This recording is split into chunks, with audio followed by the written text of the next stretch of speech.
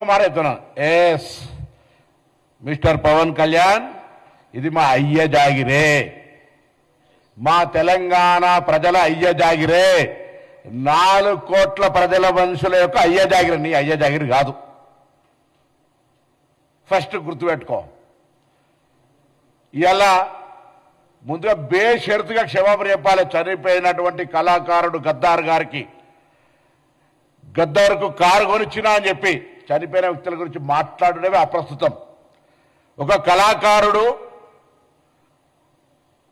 ఒక భావజ్వాల వ్యాప్తికి సంబంధించిన వ్యక్తి చనిపోయి అమరుడై అతన్ని మేము ఈరోజు తెలంగాణ ఉద్యమానికి సంబంధించినటువంటి ప్రజాస్వామికవాదిగా ఆయనను గౌరవించుకునే సందర్భంలో ఆయన కారు కొట్టించిన అని చెప్పి ఈరోజు నేను తెలంగాణలో ఉన్నటువంటి అన్ని దళిత వర్గాలు ఒకసారి ఆలోచన చేయాలి. ఆయన అహంకారం ఇయ్యాల కూడా మేము ఏ అహంకారానికి వ్యతిరేకంగానైతే పోరాడినామో, ఏ దురహంకారం అయితే మా మీద ఆధిపత్యం చెలాయించద్దనుకున్నామో అదే దురహంకారము, అదే ఆధిపత్యంతో ఇలా మాట్లాడుతూ ఉన్నాడు.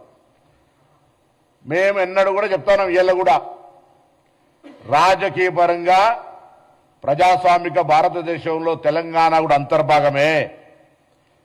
మేము కూడా అనేక సందర్భాల్లో ఆంధ్రాకి వెళ్తాము. Andhra, Telangana is a separate states, Telugu రాష్ట్రాలు.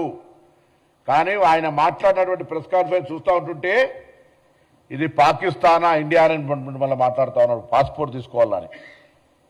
ఈ మైండ్ సెట్ తీసేయండి. ఆయన శాసనసభలు ఉన్నారు, ఇలా పార్లమెంట్ గురించి ఐడియా లేదు. నేను పార్లమెంటు తెలంగాణ బిల్ అయ్యే సందర్భంలో ప్రత్యక్ష సాక్షి. అంతకంటే ముందు కూడా చిన్న బిల్లు వస్తే కూడా నేను అనేక సందర్భాలు చెప్పిన, ఈ పార్లమెంటరీ వ్యవస్థలో తెలిసి మాట్లాడుతురా తెలియక మాట్లాడుతురా, తలుపులేసి పార్లమెంటులో బిల్లు తెచ్చుకున్నారని చెప్తారు. ఇప్పటికీ ఇంత కక్ష, ఇంత అక్కసు తెలంగాణ మీద మాటల్లో మాట్లాడుతూనే మళ్ళీ తెలంగాణ మీద అక్కసు వెళ్ళగొస్తా ఉన్నాడు. ఇది మంచిది పద్ధతి కాదు. నేను తెలంగాణ మీద ప్రేమ ఉంది అంటుండు, తెలంగాణ మద్దతుకి నన్ను మాట్లాడినరా?